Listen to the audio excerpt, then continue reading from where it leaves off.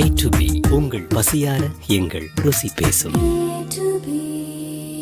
16 கோடி தமிழர்களினுடைய நெஞ்சங்களில் மான உணர்ச்சியை ஊட்டி வருகின்றவருமான எனது ஆருயிர் சகோதரர் செந்தமிழன் சீமான் அவர்களே, என்னோடு இதிலே பங்கேற்றிருக்கக்கூடிய மறுமலர்ச்சி திராவிட முன்னேற்ற கழகத்தின் துணை பொதுச் செயலாளர், மாவட்ட செயலாளர்களே, கழகத்தின் கண்மணிகளே, செய்தியாளர்களே, தொலைக்காட்சி ஊடக நண்பர்களே, வணக்கம்.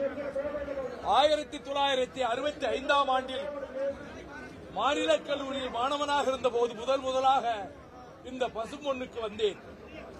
நான் சிறைச்சாலைகளுக்கு சென்ற ஆண்டுகளிலும் வெளிநாடுகளுக்கு சென்ற ஆண்டுகளிலும் நான் வர இயலாது. இது 49வது தேதியாக நான் கலந்து கொள்கிறேன். பசும்பொன் தேவர் திருமகனார் மீனாட்சி அம்மன் ஆலயத்துக்குள்ளே தலித் மக்கள் பிரவேசிப்பதற்கு வைத்தியநாத ஐயருக்கு பக்கத்துணையாக அறிக்கை விட்டு கலவரம் செய்ய யாராவது நினைத்தால் அடியேனும் நான் ஆலயத்துக்குள்ளே வருவேன், விளைவுகளுக்கு நீங்களே பொறுப்பு என்று ஒரு எச்சரிக்கை அறிக்கை விட்டார்.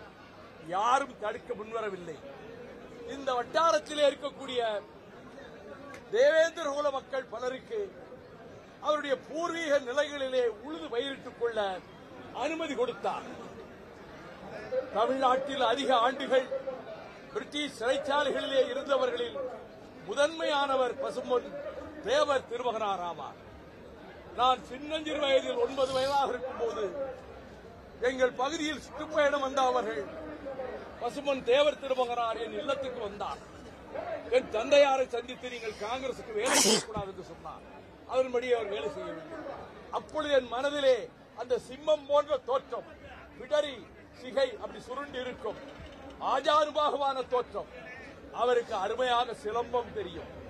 ஒரு முறை அவர்களுடைய வண்டியை எதிர்த்தரப்பினர் மறித்த போது அவரே இறங்கி சிலம்பக்களியை வாங்கி அனைவரையும் விரட்டி அடித்த உடல் வலிமையும் கொண்டவர். நேதாஜி சுபாஷ் சந்திர போஸுக்கு தலகர்த்தராக தென்னாட்டிலே ஒரு நேதாஜியாக வலம் வந்தவர்தான் பசும்பொன் தேவர் திருமகனார். அவர் தேர்தலில் போட்டியிடுகிற காலங்களில் அவர் ஓட்டு கேட்டு எங்கேயும் போனதில்லை.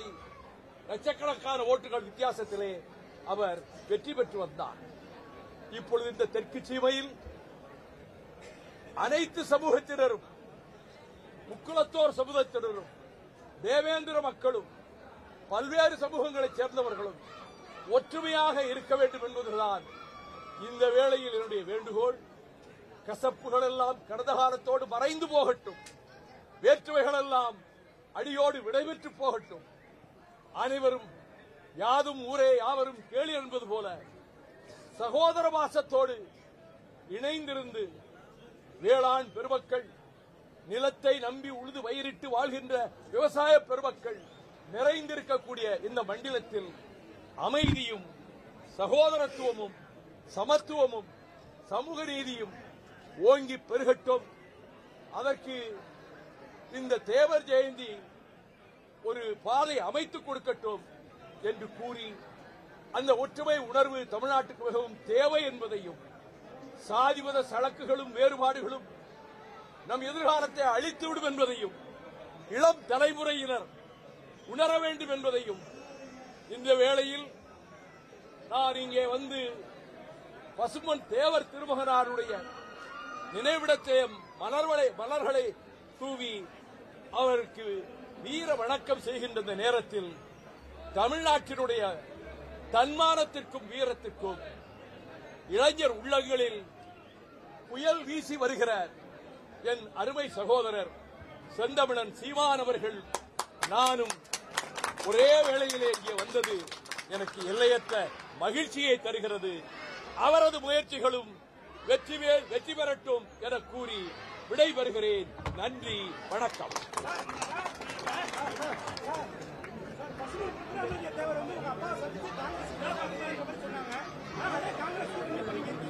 அதெல்லாம் காலம் கடந்து போய் எத்தனையோ வந்துருச்சு.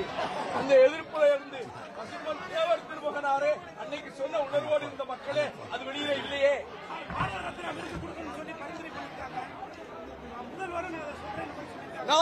இன்னைக்கு சொல்றேன், பாரத ரத்னா விருது வழங்கப்படட்டும்.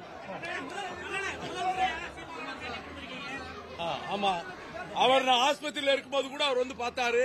அவருக்கு உடம்பு சரியில்லைன்னா காலையோட நான் அவர்கிட்ட பேசுவேன். நானும் எங்க அண்ணனும் அம்மா இறந்ததுக்கு 2 பேரும் ஒன்னா நின்று பேட்டி கொடுத்தோம். ஆமா, கலிக்கப்பட்டி வீட்டுக்கே எங்க அம்மா இறந்தப்ப ராத்திரியோட ராத்திரியா சீமான் வந்துட்டாரு. தொடரும்.